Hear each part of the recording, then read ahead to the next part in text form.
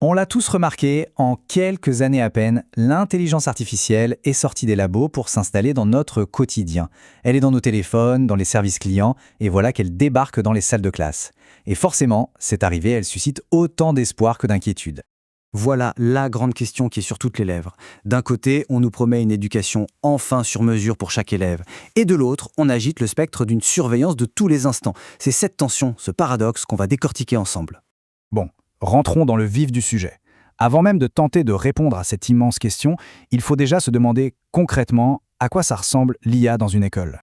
Juste pour qu'on soit bien d'accord sur les termes, l'IA, en gros, ce sont des machines qui cherchent à imiter certaines facettes de l'intelligence humaine. Attention, on ne parle pas de conscience ou d'émotion, mais bien de la capacité à apprendre à partir de données pour réaliser des tâches précises. Mais alors, pourquoi cette explosion maintenant?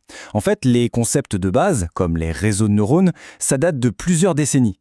La différence, c'est qu'aujourd'hui, on a la puissance de calcul et des montagnes de données pour les faire tourner. Bref, on est passé de la théorie à la pratique, et ça change tout. Allez, commençons par le côté optimiste, la promesse. Comment l'IA pourrait révolutionner l'apprentissage pour le meilleur?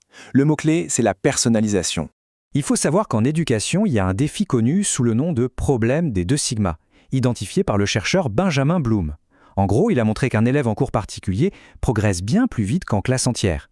C'est logique, c'est difficile pour un seul prof de s'adapter au rythme de 30 élèves.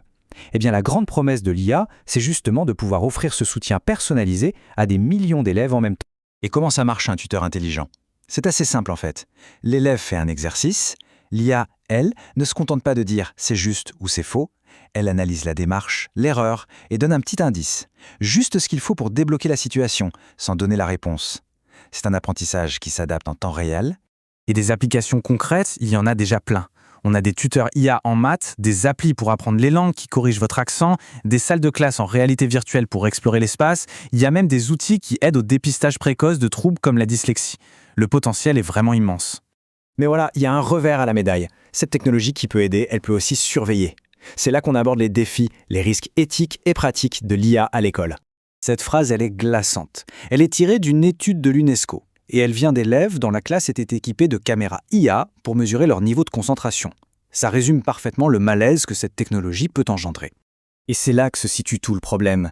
L'intention de départ, elle est souvent bonne. On veut s'assurer que les élèves ne décrochent pas. Mais la méthode, quand elle implique la reconnaissance faciale, le suivi des émotions, elle pose une question fondamentale sur la vie privée et la liberté à l'intérieur même de l'école. Les sujets d'inquiétude sont nombreux. À qui appartiennent toutes ces données collectées sur les élèves? Sont-elles bien protégées? Est-ce qu'un apprentissage qui se fait presque entièrement seul face à un écran ne risque pas de déshumaniser l'éducation? Et puis, il y a le risque que l'algorithme, s'il est mal conçu, reproduise et même amplifie les inégalités qui existent déjà. Des questions cruciales. Et attention, ce ne sont pas juste des peurs en l'air. Aux États-Unis, par exemple, la plateforme Summit Learning, pourtant soutenue par des géants de la tech, a provoqué des manifestations d'élèves et de parents. Leur reproche?